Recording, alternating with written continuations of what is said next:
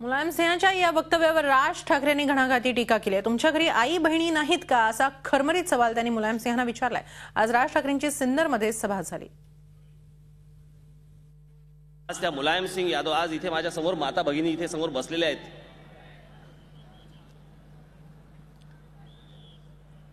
मला ऐकून आज इतकी शरम वाटली की आमच्या देशामध्ये अशा प्रकारचे नेते जन्माला आलेले आहेत की जे अशा प्रकारची वाक्य बोलू शकतात, अशा प्रकारचं स्टेटमेंट करू शकतात भाषणामध्ये।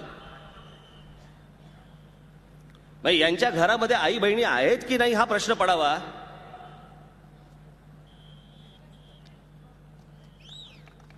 मुंबईमध्ये बलात्कार झाला, एका मुलीवरती बलात्कार झाला, 3-4 हरामखोरांनी त्या मुलीवरती बलात्कार केला।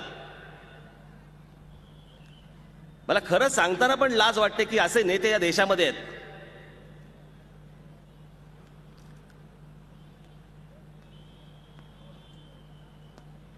त्या मुलीवरती काय ओढवलं असेल, तिच्या कुटुंबावरती काय ओढवलं असेल।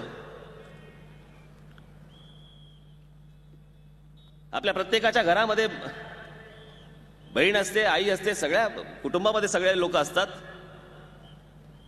त्या मुलीच्या कुटुंबियांवरती काय परिणाम झाला असेल आणि हा माणूस, मुलायम सिंह सारखा माणूस आज काय स्टेटमेंट करत असेल कि त्यांना फांसी द्यायची गरज नाही, उनको फांसी देने की जरूरत नहीं है, बच्चों से गलतियां होती है। हे गलतियां त्याच्यावरती काय म्हणतो हा माणूस। म्हणे उद्या जर म्हणे आमच्या हातामध्ये जर सत्ता आली तर बलात्काराच्या कायद्यामध्ये आम्ही बदल करू।